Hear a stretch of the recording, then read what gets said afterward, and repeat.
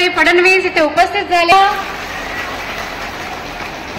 सन्माननीय अमृताताई फडणवीस, आपल्या महामंत्री अश्विनीताई देखील इथे आहेत। टाळ्यांच्या गजरात आपण त्यांचं स्वागत करूया। देवा भाऊ, लाडक्या बहिणींचा लाडका भाऊ, लाडक्या बहिणींचा लाडका भाऊ, आणखी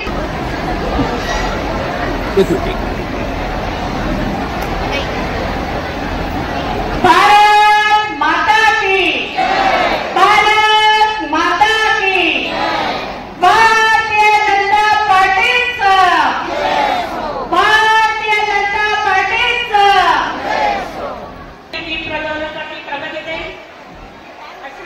भारतीय जनता पार्टीचं, भारतीय जनता पार्टीचं माता की। पीछे पीछे आप लोग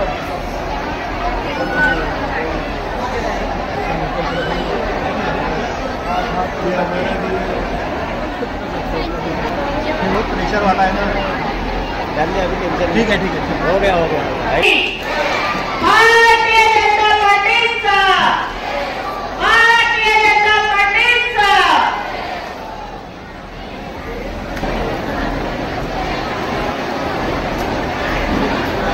सगळ्यांनी जोरात टाळावं। भारत माता की, भारतीय जनता पार्टीचा।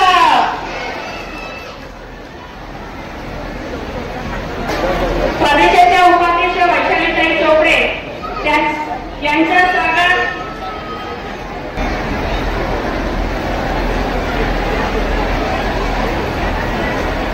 त्यानंतर नागपूर शहराच्या महामंत्री अश्विनीताई चिटकर यांचं स्वागत शारदाताई पटनायक करतील।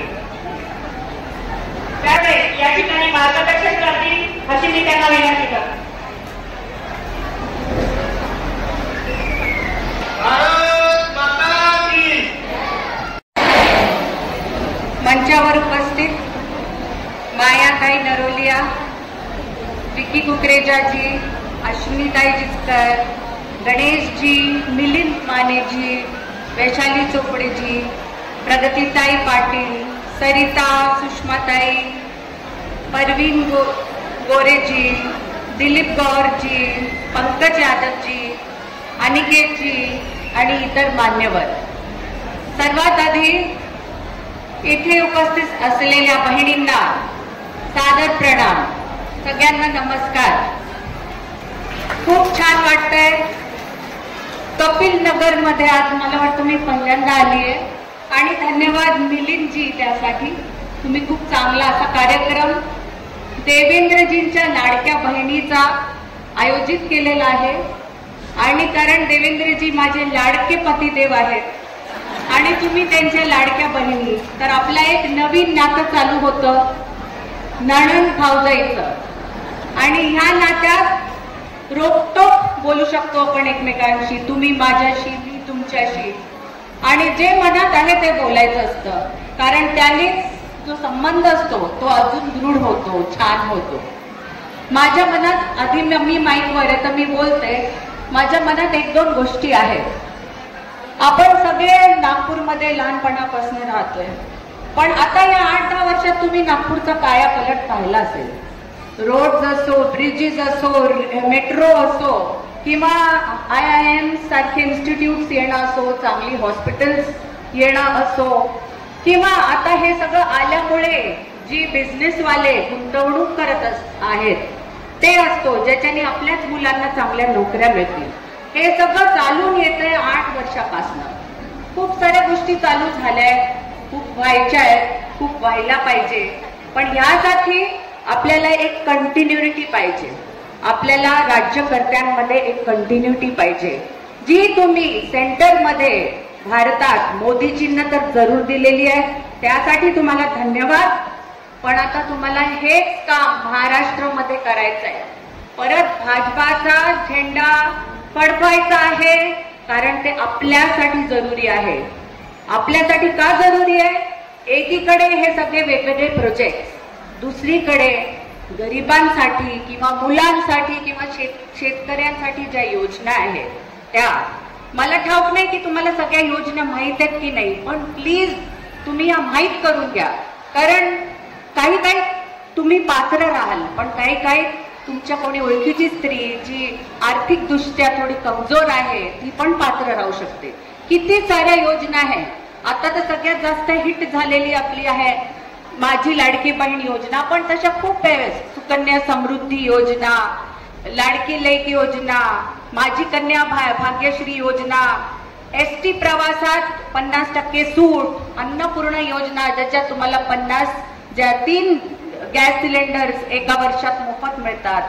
अशा कित्येक योजना आहेत. विधवा पेन्शन योजना, हे सगळं तुम्हाला माहीत करून घ्यायला पाहिजे तुमच्यासाठी किंवा तुमच्या आसपास कोणती स्त्री आहे ती त्याला पात्र ठरू शकते.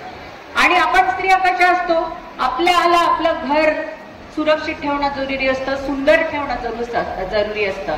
आणि त्यासाठी आपल्याला दूरदर्शी नेता आपल्या महाराष्ट्रात येणं जरुरी आहे, हे आपल्याला कळणं जरुरी आहे.